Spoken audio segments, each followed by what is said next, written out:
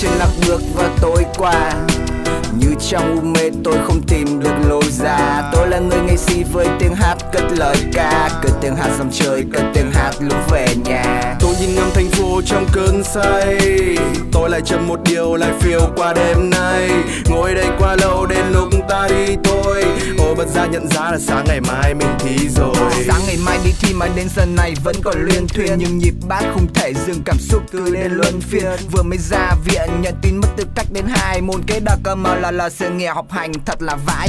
Cứ cái đà này biết bao giờ mới ra trường. Anh em bạn bè nó trông thấy thế cũng nói là hơi vướng. Cả kỳ vừa rồi có bao giờ đến lớp là học đâu. Cứ nằm ngu gật thầy giáo gọi tên cũng chỉ biết gái đầu. Chuột keo rồi vuốt vuốt đi đến lớp là phải đẹp trai. Đến trường ngắm gái là chính chứ quan trọng gì cái việc học bài. Khổ nỗi cái khoa điện vốn dĩ nó đã ít con gái. Thêm cái tội tán gái ngu nên số kiếp FA cứ dài dài. Vật liệu và khí cụ, điện tử số rồi mát lát. Môn nào cũng khó, môn nào cũng khoai nên đi học đến phát chán. Học cả kỳ rồi buổi cuối nhận tin mất tư cách. Cái kiểu học hành như này học thế học nữa cũng chỉ có hư sách. Mấy môn được đi thi thì cũng có biết làm bài đâu. Bình thường thì không sao, sợ đến giáo trình lại gục đầu. Học tại thi phận chỉ dành cho những đứa chăm học thôi. Chứ học hành như này là có tên trong danh sách thi lại rồi. Ôi ôi ôi ôi ôi, các em ơi mình cùng đi chơi thôi.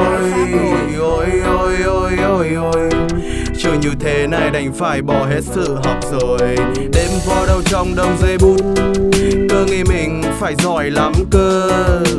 Suốt ngày muốn được very good, chẳng thật nào lại là quá mờ. Đến lớp ngồi học ban cuối lại viết được cả tá thơ. Ngủ nghỉ cho đấy mất mà bây giờ các em lại muốn được khá cơ. Chung chơi lấy cả cớ ra, em nghỉ cũng đừng có chớ ba. Thì là con tim biết yêu đôi môi xinh xắn vội mừng có chớ la. Mình quen từ đầu có chớ lạ, xong xuôi có chầu kem que. Thành thôi cứ thế chơi thôi nghĩ vui vẻ đã rồi đến hè. Thực tại vẫn còn đời nhắc sự thật, tàn khốc đến thế. Điểm giả trả đâu vào đâu, sao thầy cô từ đầu không mến thế. Thường thầy quyết tâm ngồi học thường rằng 9 phần là chơi. Tội tình vào của cầm dùng lên các em 9 lần là bơi. Thôi để học củng cố kiến thức tất cả các phần là mới. Chứ lòng bức không thể vào bờ là vầy nước ở ngoài khơi. Sự học lo vẫn còn dài mới phấp phới ở đầu đỉnh đấy. Lo lắng tương lai to bự lúc nào cũng chỉ đẩy tính. Cười đi cho vơi lỗi sau kết quả toạch môn giờ này. Vòng tay thật vội ràng, giọng trường luôn chờ mày.